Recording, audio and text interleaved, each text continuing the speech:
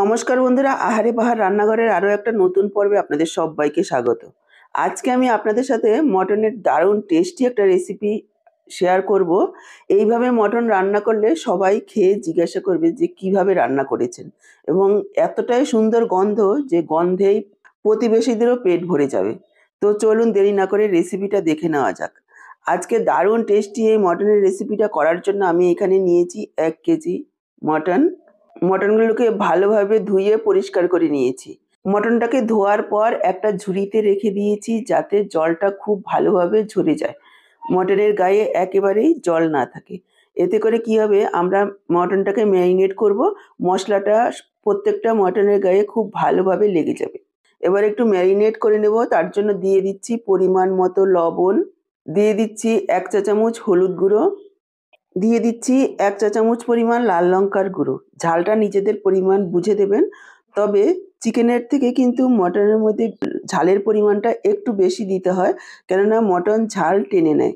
এবার একটু মেখে 20 থেকে 25 মিনিট রেখে দেবো, খুব বেশি সময় রাখার প্রয়োজন নেই।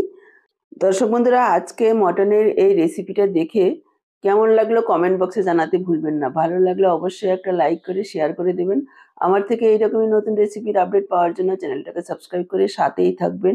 বেল বাটনটা অল করে দিলে আমার দেওয়া যে কোনো রেসিপির আপডেট সবার আগে আপনাদের কাছে পৌঁছে যাবে। ফেসবুক থেকে ভিডিওটা দেখে থাকলে আহারে বাহার রান্নাঘর পেজটাকে ফলো করার অনুরোধ রইল। মটনটাকে ঢেকে রেখে দিলাম। এদিকে দেখুন 4টে বড় সাইজের আলু খোসা ছাড়িয়ে এইভাবে 2 টুকরো করে কেটে ধুয়ে রেখেছি, যাতে আলুর গায়েও একেবারে জল না থাকে। এবার প্রায় 20 মিনিট পর ফিরে আসলাম, আর গ্যাস অন করে কড়াই বসিয়ে দিয়ে দিচ্ছি সর্ষের তেল। আমি সর্ষের তেলে করছি, আপনারা আপনাদের পছন্দ অনুযায়ী যে কোনো রান্নার তেল দিয়েই করতে পারেন।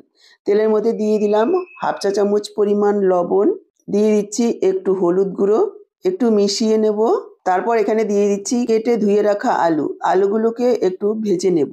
গ্যাসের ফ্লেমটাকে মিডিয়াম হাইতে রেখে নাড়াচাড়া করে একেবারে লালচে করে আলুগুলোকে ভেজে নেব। এভাবে আলুগুলো একটু ভেজে নিলে খেতে ভালো লাগবে। নাড়াচাড়া করে নিয়ে একটু ঢাকা দিয়ে দিচ্ছি। ঢাকা দিয়ে ভাজলে অল্প সময়ে আলুগুলো ভালোভাবে ভাজা হয়ে যাবে। দেখুন, ঢাকা দিয়ে প্রায় 3-4 মিনিট আলুগুলোকে ভেজে নিয়েছি। লালচে হয়ে আলুগুলো ভাজা হয়ে গেছে। এবার আলুগুলোকে তুলে রাখবো। আলু ভাজা হতে হতে এদিকে আমি একটা মশলা রেডি করে রেখেছি। দেখুন, মিক্সচার জারে নিয়ে নিয়েছি 1 চা চামচ গোটা ধনে, 1.5 চা চামচ নিয়েছি গোটা জিরা, আর একটা গোটা রসুন আমি এখানে দিয়েছি, আর দিয়েছি 2 ইঞ্চি আদা এইভাবে টুকরো করে দিয়েছি।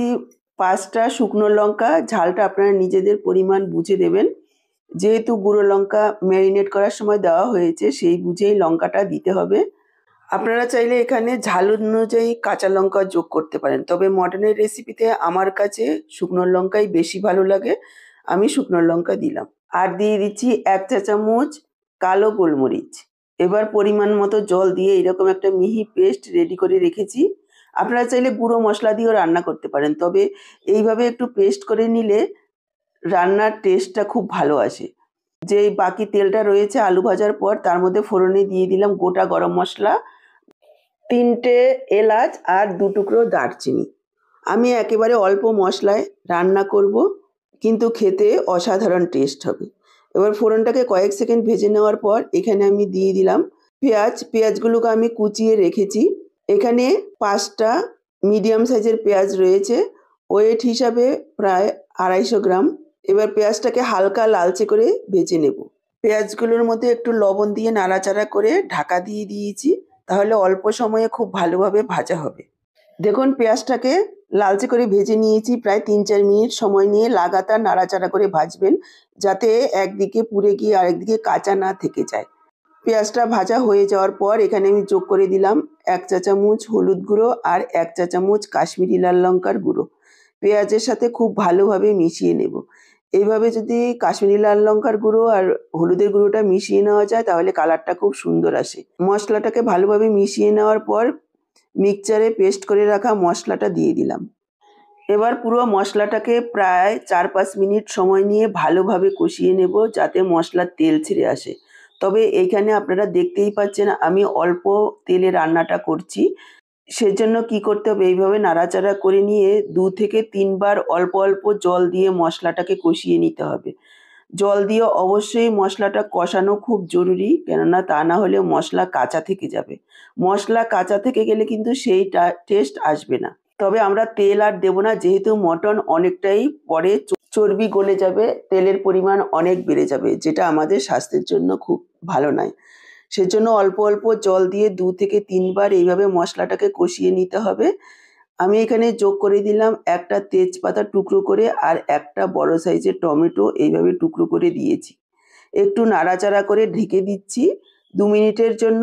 দেখুন 2 মিনিট ঢাকা দিয়ে মশলাটাকে কষিয়ে নিয়েছি। মশলাটা খুব ভালোভাবে ভাজা ভাজা হয়ে গেছে। যেহেতু এখানে আমি তেলের পরিমাণটা কম দিয়েছি, সেজন্য তেলটাও কম ছেড়েছে। এবার আমি যোগ করে দেব ম্যারিনেট করে রাখা মটন। মটনটাকেও মশলার সাথে মিশিয়ে নেব ভালোভাবে। তারপর প্রায় 15 থেকে 20 মিনিট কষিয়ে নেব মিডিয়াম হাই ফ্লেমে। এখানে খুব ভালোভাবে মটনটাকে কষিয়ে নেওয়া জরুরি। যত ভালোভাবে মটনটা কষানো যাবে বা ভাজা ভাজা হবে, ততই কিন্তু টেস্ট বাড়বে। অনেকেই আছে প্রথমেই মটনগুলো সেদ্ধ করে নিয়ে তারপর কষিয়ে রান্না করা হয়, তাতে কিন্তু সেই টেস্টটা আসবে না। এইভাবে একবার রান্না করে খেয়ে দেখবেন, আশা করি আপনাদের ভীষণ ভালো লাগবে। নাড়াচাড়া করে ঢাকা দিয়ে দিচ্ছি। ঢাকা দিয়ে প্রায় 20 থেকে 22 মিনিট পর্যন্ত আমি এভাবে কষিয়ে নিয়েছি। 3-4 মিনিট অন্তর অন্তর ঢাকা তুলে নাড়াচাড়া করে দিতে হবে। অনেকটাই জল বেরিয়েছে, সেই জলটাও দেখুন একেবারে শুকিয়ে গেছে আর মাংসটা ভাজা ভাজা হয়ে গেছে। এইভাবেই মটনটাকে ভাজা ভাজা করে নেবেন মশলার সাথে, এতে করে মশলাটাও মটনের ভেতরে ঢুকে যাবে আর টেস্টটাও খুব ভালো হবে। আর যেহেতু আমরা আলুগুলো বড় করে দিয়েছি, সেদ্ধও হয়ে যাবে সমানভাবে। আমি আলাদা করে আর কিছু সেদ্ধ করব না, আলুর সঙ্গে একই সঙ্গে সেদ্ধ করব। যেহেতু মটনটাকে অনেক সময় কষিয়ে নেওয়া হয়েছে, এতে মটনটা প্রায় 50% সেদ্ধও হয়ে গেছে।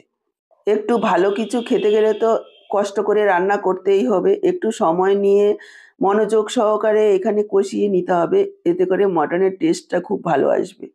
এখানে আমি যোগ করে দিলাম এবার ভেজে রাখা আলু। আলুগুলোকেও নাড়াচাড়া করে একটু মিশিয়ে নেব মশলার সাথে, মটনের সাথে। আমি আজকে হালকা পাতলা একটা মটনের ঝোল তৈরি করছি, যেটা বাচ্চা থেকে বড় সবাই চেটেপুটে খাবে আর খেতে হবে অসাধারণ টেস্ট। আলুর সাথে খুব ভালোভাবে মিশিয়ে নিয়েছি। এবার দিয়ে দেব জল। জলের পরিমাণ যতটা ঝোল রাখবেন সেই বুঝে এখানে জল দিয়ে দিতে হবে। দেখুন মাংসগুলো যাতে ডুবে যায়, আমি সেই পরিমাণ বুঝে জল দিয়েছি। খুব বেশি পরিমাণে জল দেওয়ার প্রয়োজন নেই।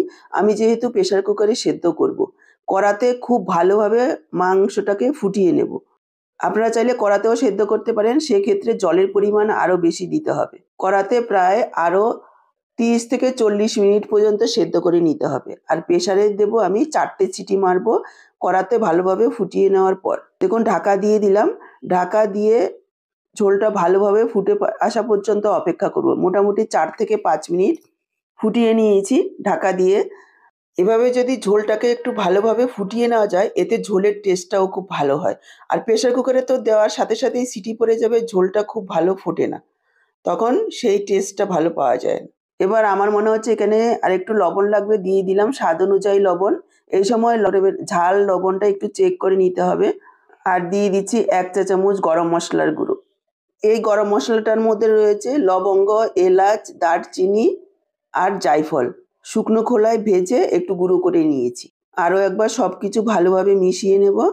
নুন ঝাল সব ঠিক আছে। এবার আমি মটন মাংসটাকে তুলে প্রেসার কুকারে দিয়ে দেব। দেখুন আমি মাংসটাকে তুলে প্রেসার কুকারে দিয়ে দিয়েছি। আলুগুলোও দিয়ে দিয়েছি, কেননা সমান সময় লাগবে সেদ্ধ হতে। যেহেতু মাংসগুলোকে আমি খুব ভালোভাবে কষিয়ে নিয়েছি, প্রায় 25 থেকে 30 মিনিট পর্যন্ত রান্না করে নেওয়া হয়ে গেছে। সেজন্য আলুগুলো সাথেই দিয়ে দিলাম। 4টে সিটি মারবো, তারপর 10 থেকে 15 মিনিট প্রেসারটাকে আটকে অপেক্ষা করব।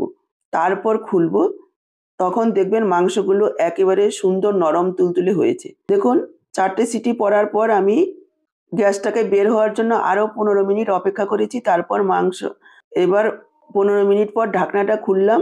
দেখেই বুঝতে পারছেন যে কতটা লোভনীয় হয়েছে। একেবারে অল্প তেল মশলায় খেতে হবে অসাধারণ। একবার এইভাবে আমার মতো রান্না করে খেয়ে দেখুন আর কমেন্টে জানান যে কেমন লাগলো। একবার ভেঙে দেখিয়ে দিচ্ছি, দেখুন কতটা নরম তুলতুলে হয়েছে। এর থেকে বেশি সেদ্ধ করলে একেবারে গলে যাবে। তবে খুব গরম, সেজন্য আমার ছিঁড়তে একটু অসুবিধা হচ্ছে, কিন্তু মাংসগুলো একেবারে নরম তুলতুলে হয়েছে।